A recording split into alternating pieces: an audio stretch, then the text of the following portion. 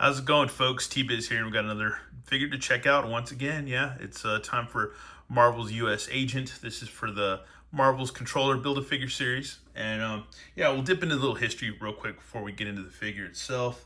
The character of John Walker was first introduced as a super villain, super patriot in Captain America 323, November 1986. Mark Grunwald created Walker to counter the general message in Captain America of patriotism being invariably good, describing him as someone who embodied patriotism in a way that Captain America didn't. A patriotic villain, he said. Basically, I just wanted to do the opposite of Steve Rogers. Okay, Steve Rogers is a poor northern urban boy, so I'll make a guy from rural middle class South. Cap is now old, so this guy will be a real young up and comer. Cap has lofty ideals, so I'll make Super Patriot be more realistic and more pragmatic. So I put together his background and character traits by playing the opposite game. The character is the second Super Patriot in Marvel Universe. The first Super Patriot debuted in Nick Fury Agent of S.H.I.E.L.D. number 13 in 1969, or July 1969, and never appeared again. The original Super Patriot's costume bears no resemblance to that used by John Walker. And after a return appearance in Captain America 327, Grunwald introduced the character as a new Captain America in Captain America 333.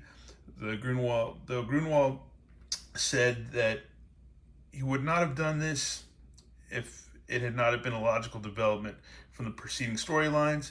He also openly acknowledged that the motivating reason for replacing Steve Rogers as Captain America was to boost sales. Yeah, because at the time, I guess Rambo was really popular, and in the story that precedes, I guess, the coming of U.S. Agent or the Super Patriot, is that I think he's Captain America is over in Switzerland, and he takes out some terrorists, and he actually uses guns to do it, and he murders, I think, one of them at least, or maybe some of them. I know he guns down a terrorist, and so people are like kind of freaking out about it, and Shield asks them to kind of stand down or join Shield, because they would fudge it by a day or so, and Captain wasn't happy about killing somebody because he's a Cap. He's a good heart, good soul, good American, good patriot, and yeah. But all the while, you got the Super Patriot, this guy who's like more like a Hollywood, Hollywood shill, so to speak, and yeah, trying to take the place of Captain America, but doing it in like more of a douchey way. But anyways, yeah, that's a little bit on U.S. Agent, man. I suggest going to marvelcomics.com and reading more about him, getting into some issues.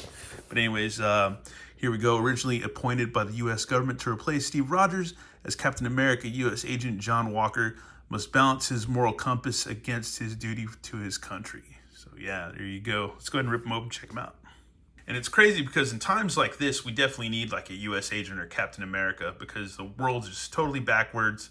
Everything's social political, and basically just everything's turning to, like, I guess you could be a minority like me and be pro-America and pro police and all that stuff, and a lot of things, man, and pro gun and all that, and be viewed as a Nazi by I guess more like liberal constituents and stuff like that. And I think that's kind of crazy. I think that's insane, and it makes no sense to me. But that's the world we live in now, and it's I think it sucks, to be honest with you. I think it completely sucks. But it's cool to have symbols like Captain America and U.S. Agent to kind of remind us that not everybody in this world wants to live under a socialist tyranny or dictatorship. But anyways, with that being said, here he is. He looks rad, man. I like this figure. I feel like they haven't done U.S. Agent since maybe the Toy Biz days, or maybe since the early, when Hasbro first got the Marvel Legends line from like Toy Biz and stuff. But yeah, he's cool, man. I like him. I like the face sculpt. It's really good. Once again, you've got pretty good articulation. No butterflies, waist twist, all that. You get pretty much the standard everything that you get with him, with your Marvel Legends. No splitsies. Upper thigh, double knees, rocker pivot, swivel, calf cut, all the good stuff, man. So that's pretty cool. Yeah, he looks like he's ready to pound some ass. It's really cool. And he's got a splayed hand, and he's got a grip hand. And he's got a shield, so that's pretty cool too. And he can peg in his back, which is awesome. Or you can clip it on his fist, so that's cool too. Or on his wrist. Here's more of the controller, which we're gonna build tonight, hopefully. Oh wow, there's some, I didn't realize it about the controller's hand. He's got some little weird like fan things or whatever. That's crazy. And here's his fists. So yeah, let's go ahead and get this guy posed up. And here we have our US agent ready to throw some dukes, man. Really cool figure, man. I like him a lot. He's pretty simple, not much going on. I mean, the paint job's really simple. It's only just pretty much right there on his chest. And I don't believe the wings are painted either. There's actually separate plastic. But, and then the eye tampos or whatever. But yeah, he's cool, man. I like him a lot. Really rad figure.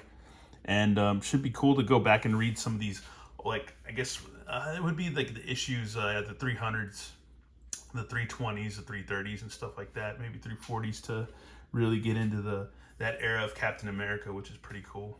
Well, once again, that's it for this review.